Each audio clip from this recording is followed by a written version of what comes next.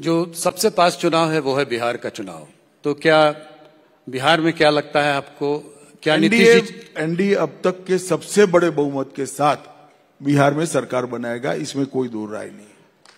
और जो seat sharing होगी वो क्या जैसे पिछली बार थी उसी प्रोपोर्शन में रहेगी? तो प्रदेश में हमारी पार्टी और हमारे साथी दल बैठकर तय। पर क्या नीतीश जी के चेहरा होंगे चुनाव का? बाकी मुख्यमंत्री अभी तो नीतीश जी मुख्यमंत्री है ही, सवाल ही कहाँ है कोई। तो वही मुख्यमंत्री बनेंगे अगर आप जीतेंगे? अरे भाई, अभी नीतीश जी के नेतृत्व में ही हम चुनाव लड़ रहे हैं।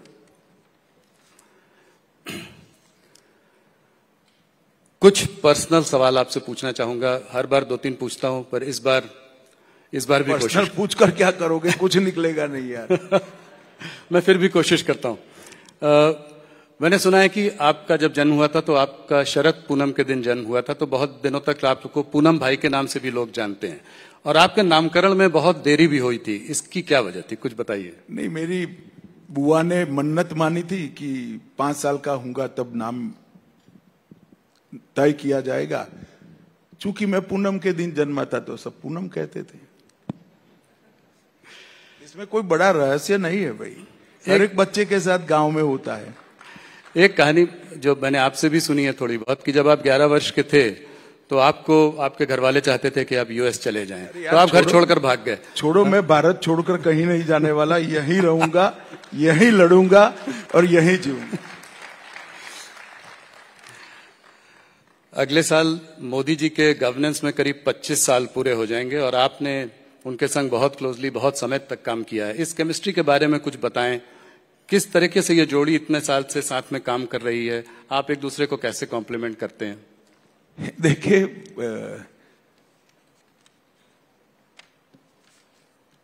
कोई भी दो कार्यकर्ता एक साथ काम करते, एक नेता और कार्यकर्ता एक साथ काम करता है, तो इतने लंबे समय तक काम करते करते एक दूसरे के काम की पद्धति भी समझ में आ जाती है, एक दूसरे का सोचने का ढंग भी समझ में आ जाता है, और एक दूसरे का स्वभाव भी समझ में आ जाता है।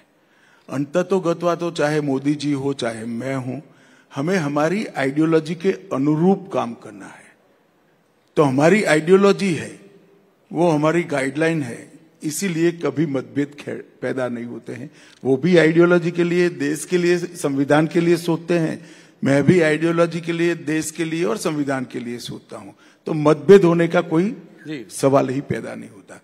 जहां एक दूसरे को कंट्रीब्यूट करने का सवाल है, इसमें जरूर एक दूसरे को कंट्रीब्यूट कर रहे हैं, मगर अलग प्रकार से।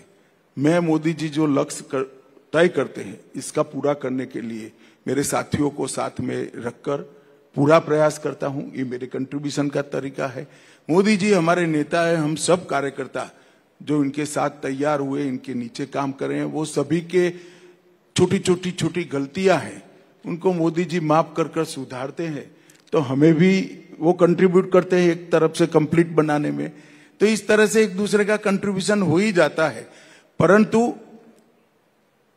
ये उदाहरण जो आप दे रहे हो नरेंद्र मोदी और अमित शाह का, ऐसे नरेंद्र मोदी के साथ जुड़े हुए इस देश में हजारों कार्यकर्ता है, जिनमें कार्यकर्ता बनाने से लेकर उसको बड़ा सोचने तक, तरीके से सोचने तक की पूरी प्रक्रिया नरेंद्र मोदी जी ने की है, हमारे कई नेताओं ने की है, और ये बहुत बड़ी बात है। और इसी के कारण हम चुनाव अनेक हारे, मगर हमारी पार्टी कभी टूटी नहीं जी। चुनाव हारे, हम साफ नहीं हो गए। यूपी में कांग्रेस चुनाव हारी, साफ हो गई। बिहार में चुनाव हारी, साफ हो गई। हम साफ नहीं होते, इसी का कारण है कि हमारे कार्यकर्ता आइडियोलॉजी के लिए काम करते हैं, देश के लिए काम करते हैं, देश के संविधान के लिए काम करते हैं। अमित जी, एक आखिरी सवाल, अगर एक दिन मान लीजिए आपको बिल्कुल फुर्सत हो, कुछ भी करने को ना हो, कोई मीटिंग ना हो, आपके पास पूरा समय हो अपने लिए, तो आप क्या करेंगे उस दिन? मेरे पास 8000 पुस्तकें हैं, काफी सारे पढ़ने का बाकी है, और मुझे शास्त्रीय संगीत का भी बहुत शौक है, जिसको मैं समय नहीं देना पड़ता। पुस्तक तो जरूर पढ़ूंगा और संगीत सुनते सुनते पढ़ूंगा।